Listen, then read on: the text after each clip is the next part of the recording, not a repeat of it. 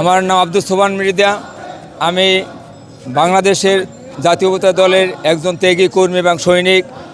শহীদ president Ziaur রহমানের জাগো দল থেকে আমার তখন আমি 10ম শ্রেণীর ছাত্র, পটুয়াখালী জুবলি সরকারি উচ্চ বিদ্যালয়ের। সেখান থেকে আমি এই ধানের শীষের অনুসারী, এই জাতীয়তাবাদী দলের বিএনপির অনুসারী। দীর্ঘ 18টি বছর স্বৈরাচার হাসিনা আমাদের বিএনপির উপরে জুলুম, নির্যাতন, নিপীড়ন করে আমাদের নেতাকে বাংলাদেশ থেকে প্রায় 20টি বছর বিদেশে নির্বাসন দিয়েছিল। আজকে তার বাংলাদেশে আসার প্রত্যাবর্তনের দিন। তিনি দীর্ঘ 20টি বছর পরে বাংলার মাটিতে আসছে। তাই ঢাকাসহ বাংলার আনাচে কানাচে তাহার আগমনের উল্লাসে জাগরিত হয়েছে, গণজ্বর হয়েছে।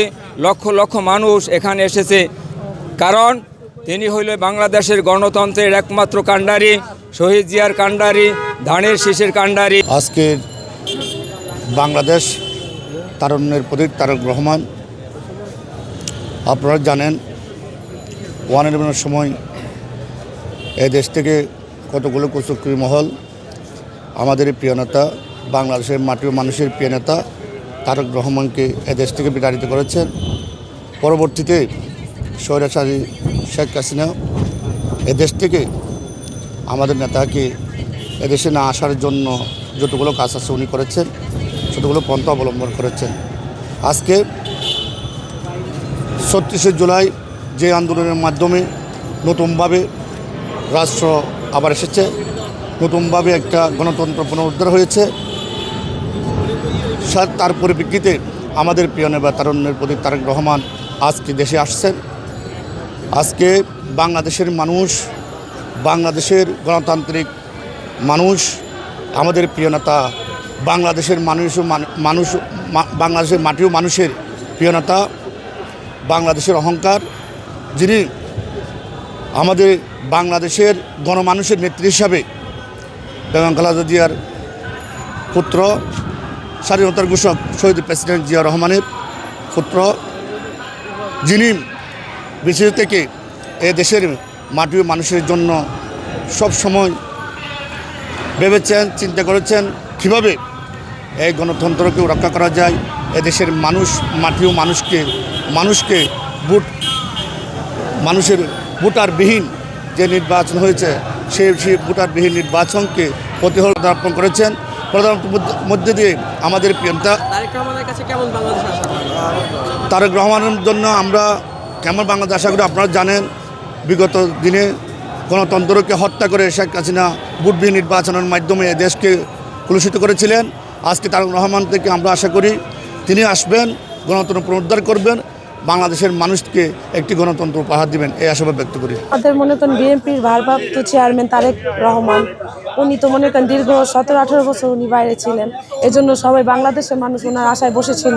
দেশটার মধ্যে মনে করেন বিএনপি উনি হচ্ছে প্রধান নেতা, উনি না থাকার কারণে দেশটার মধ্যে একটা মনে করেন সব বিশৃঙ্খলা সৃষ্টি হয়েছিল। এখন উনি আসার মাধ্যমে আমার দেশের সবাই একত্র হবে, নেতার একটা দল আসলো, সবাইকে সম্মানের সহিত উনি ভোটারের জন্য কাজ করার জন্য, বাংলাদেশের কাজ করার জন্য উনি নিজে বাংলাদেশে আসতেছেন এবং মানুষের কাজ যেন সুন্দরভাবে হয়, বাংলাদেশ যেন দুঃখ দারিদ্রতা দূর হয়, এর জন্য কাজ করার জন্য একত্রিত করবেন এবং মানুষ বেশি বেশি উৎসাহিত হয়ে ওনার দলে প্রবেশ করে। আমরা বেকার মুক্ত, আমাদের হচ্ছে চিকিৎসা যেন আমরা সুন্দরভাবে পাই, জানি আমাদের দেশ দরিদ্র না থাকে, সবাই যেন সবার কর্মসংস্থান করতে পারে। তারপর হচ্ছে জানি কোনো মানুষ জানি বিনা চিকিৎসা যেন না মরে, সবাই যেন একটা চিকিৎসা পায়। তারপর হচ্ছে মনে করেন শিক্ষার ব্যবস্থা যেন একটা ভালো একটা শিক্ষা প্রতিষ্ঠান হয়, যেন ইসলামিক সব কিছুই জানি থাকে শিক্ষার মধ্যে, এরকম একটা পরিবেশ। আমরা হচ্ছে উত্তরপাড্ডা থেকে আসছি। আমি বাংলাদেশ জাতীয়তাবাদী ছাত্র দলের রাজৌরি উপজেলা যুগ্ম আহ্বায়ক। আজকে আমরা এখানে আসছি আমাদের প্রিয় লিডার, তারুণ্যের অহংকার জনাব তারেক রহমান আসবে এর জন্য। আপনারা দেখছেন বিগত দিনে যখনই বাংলাদেশ সংকটের মুখে পড়ছে, তখনই জাতীয়তাবাদী দল বিএনপি এই সংকট থেকে তুলে নেছে। 1975 সালের যখন শেখ মুজিবুর রহমান এই অবৈধ সরকার যখন পতন হয়, তখন জিয়াউর রহমান এই দেশকে আবার নতুন করে এই দেশকে সাজায়। এরপর দেখেন, এরপরে আবার খালেদা জিয়া যখন আসে ক্ষমতায়, তখন আবার এই দেশকে ভালো করে সুন্দরভাবে গোছালোভাবে সাজিয়ে নিয়েছে। এখন দেখেন আবার এই অবৈধ ফ্যাসিস্ট সরকার এই দেশকে একদম তলানিতে ফেলাই দিছে। এরপর এখন আমরা এই দেশকে তারুণ্যের অহংকার জনাব তারেক রহমানের হাত ধরে এ দেশকে আবার নতুন করে সাজিয়ে নিব। আচ্ছা, আজকে এই যে আপনারা এবার ক্যারের সামনে এসেছেন, এই মুহূর্তে আসলে আপনাদের মানসিক অবস্থা কি? এই মুহূর্তে আমাদের সবার অবস্থা খুব উৎসল্লপূর্ণ, কারণ আমাদের তারুণ্যের অহংকার জনাব তারেক রহমান আসতেছে। এর জন্য আমাদের সবাই আমরা খুব উৎসল্লপূর্ণ অবস্থায় আছি। আমরা খুবই আনন্দিত, তার জন্যই আমরা সারা রাত জেগে এখানে আসছি, সকাল ভোরবেলা আসছি। খুবই আনন্দ, আমাদের খুব গর্ব হচ্ছে যে এত বছর পরে আমাদের নেতা বাংলাদেশে আছে। ধন্যবাদ। তারেক জিয়া অমর হোক। মাসি ডাকছে, তারেক জিয়া রহমান আসছে। মা মাটি ডাকছে, তারেক জিয়া আসছে। আজকের কর্মসূচি আমাদের যে এই অভ্যর্থনা, এই গণসম্প্রদায়ের অনুষ্ঠানে 300 ফিটে আমরা এখানে আসছি, নেতাকে দেখার জন্য আসছি। এই দেখার জন্য আসছি, 20 বছর পর সে আসছে, তাকে এক নজর দেখবো, আমরা তার কথা শুনবো, এই প্রত্যাশাই আমরা।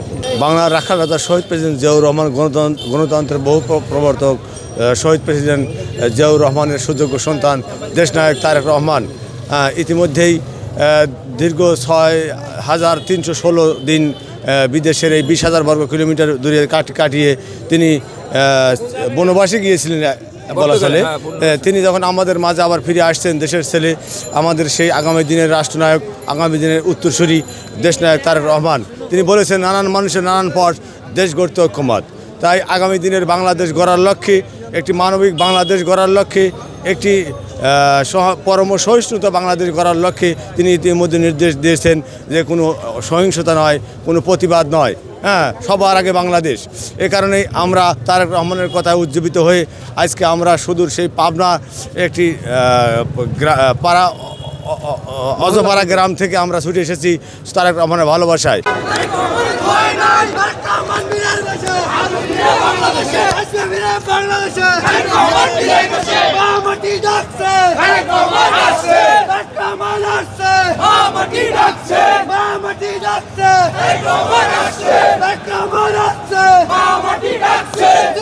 ভাই ভাই স্লো, একটু স্লো। আজকে কর্মসূচি নিয়ে বাংলাদেশের ইতিহাসে আজ ঐতিহাসিক দিন। আমরা যে দিনটির জন্য দীর্ঘ 17 বছর অপেক্ষা করছিলাম, আমরা প্রতীক্ষা করছিলাম বাংলাদেশের ইতিহাসের সবচেয়ে আলোচিত পুরুষ, গৌরবোজ্জ্বল পুরুষ, বিএনপির ভারপ্রাপ্ত চেয়ারম্যান তারেক রহমান আমাদের মাঝে আজ আসেন।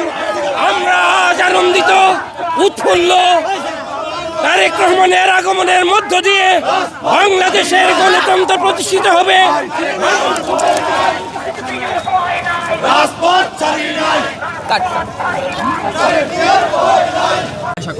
আগামী দিনের তারেক রহমানের কাছে আমরা সুন্দর একটি বাংলাদেশ, যেখানে মানুষ বাড়িতে আরামে ঘুম পাড়তে পারবে, সুন্দরভাবে দুর্নীতিমুক্ত একটি বাংলাদেশ গড়বে এবং উন্নয়নশীল একটি বাংলাদেশ হবে, পরম সহিষ্ণুতা সৃষ্টি করবে, মানবিক একটা বাংলাদেশ গড়বে, এই আশায় তার কাছে আমরা রাখি।